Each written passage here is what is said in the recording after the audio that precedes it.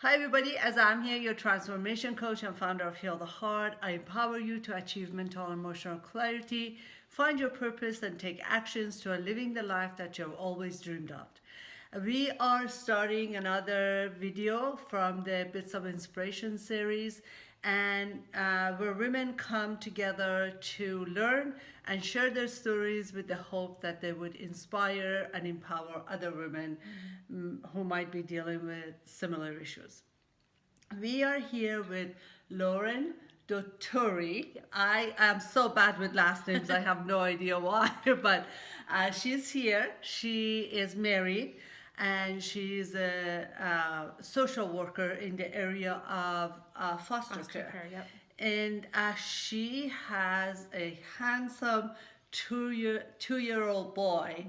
And today, Lauren wants to talk to us about being a mom, a newer mom and a working mom, and how, as moms, we have that critical voice constantly going in our head, comparing ourselves to other moms and criticizing every action we take. Yeah. Yeah, for sure. Thank you, Lauren, for being here. Really course. appreciate Thanks for having you me. willing to sharing your story and talking to me. So, can you tell us a little bit about yourself and tell us about your story? Yeah, so I have been working since I was in high school and fell in love after college with my husband, got married 8, 9 years ago, and just had a son 2 years ago. And I always knew I was going to be a working mom. It was something that just seemed like my path. But I never really knew how hard it was going to be. And going back into the workforce after having my son was really challenging for me. I had a lot of guilt about not being with him. I had a lot of guilt about not being as present at work as I wanted to be or thought I should be. And it really has been an amazing growth experience the last 2 years. Getting from that place of, I pushed back my return to work so that I could have a better relationship with my son, and getting to where I am now, where I feel like my work-life balance is just about there, not quite perfect, but the guilt is gone most of the Good. time. Most of the time, yes. And I think I'm doing a better job at both, at momming and at working. So Yeah, that sense of guilt. Even I'm an empty nester. My kids are both grown and have the kids of their own. It keeps coming up because you keep thinking about, I should have done this, or I could do this better, or I shouldn't have gone to work, or I should have stayed home. It just like all those like chatters in the mind keeps going, and it's so wonderful that you were able, or you are able to create that sense of understanding that going beyond or around that sense of guilt. So tell us a little bit more about how were you able to do that? yeah. Well, I think as women and as moms, we really have a knack for comparing ourselves to each other. Everybody is, I don't know if everybody, but myself, I find myself always wanting to keep up with the Joneses and the moms that I aspire to. But what worked for me was finding a community of women, or really just a few women here and there, that what they cared about was empowering other women. And so women like Islam and our mutual friend Rochelle really have helped me see that we can all parent in different ways. We can all choose to work how we choose to work. And it doesn't mean that anyone's doing it better than the other one. We all have insecurities. We all have self-judgment. But what we're all focused on, at least with the people that I am closest to, is doing the best that we can with what we have. And I listen a lot to Brene Brown and Rachel Hollis, who I think are really great proponents of that. Just being your best self, and as long as you're working towards that, you're probably rocking it. Yes. As a mom. And it was one of the things Rachel Hawes has a great segment in her last book, that she talks about, I think, breastfeeding, or no, she just talks about keeping a baby alive, like being a new mom. Like your number one goal is keeping that baby alive.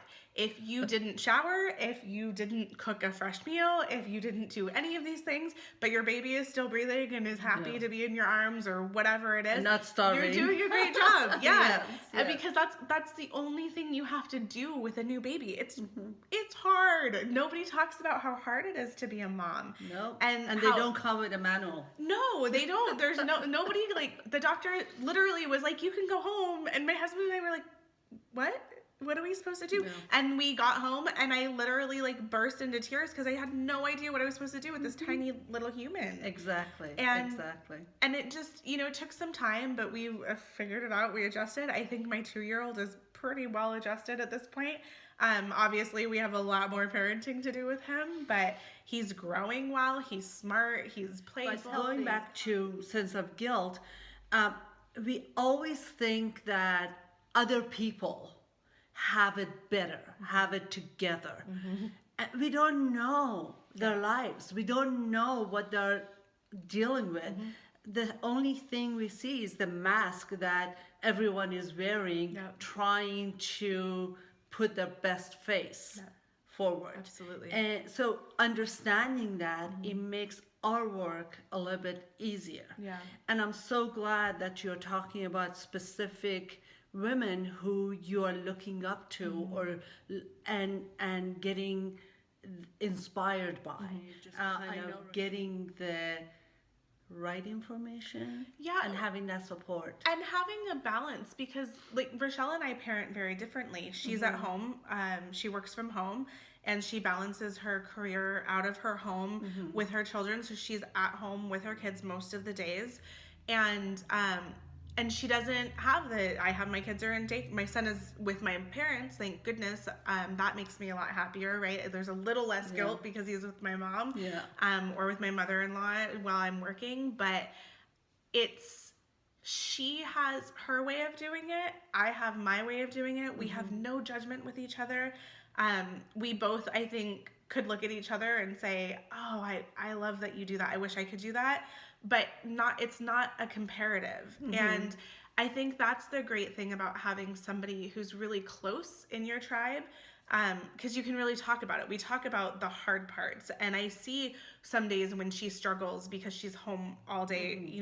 Kids are exhausting. I'm home. I'm with my kid for like 4 hours, and I'm like, I can't take this anymore. And she's with her kids. She's got 2 for 8 hours at a time or longer sometimes, and then I think, for me too, like, I'm like, it's 4 hours and I have guilt because now I'm tired of my son or whatever it is.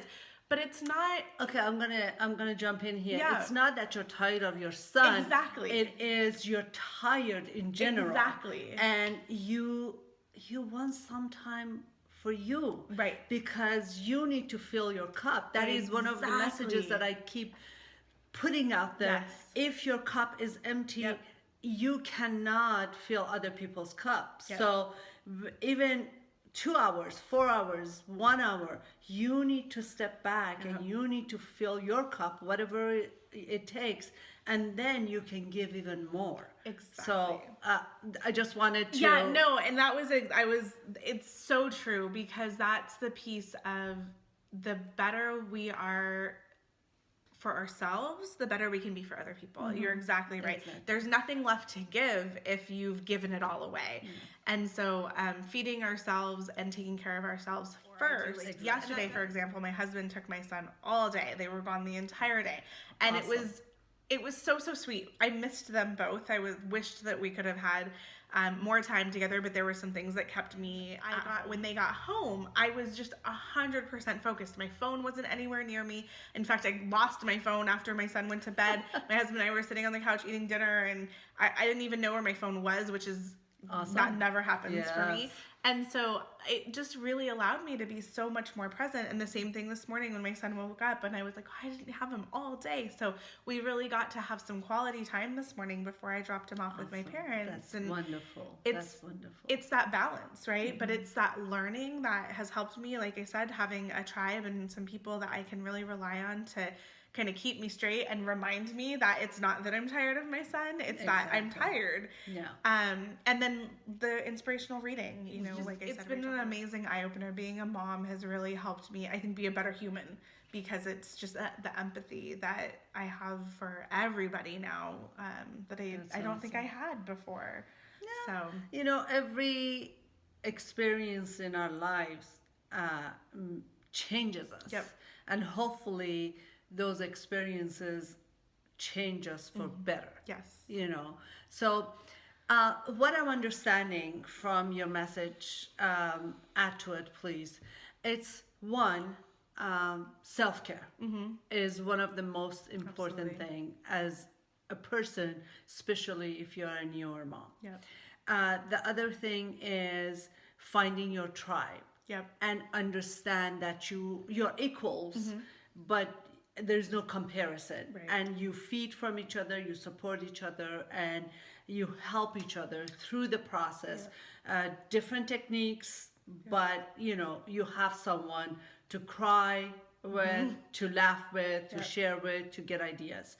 The other thing also is understanding that you can only do what is possible at this time for you. Yep.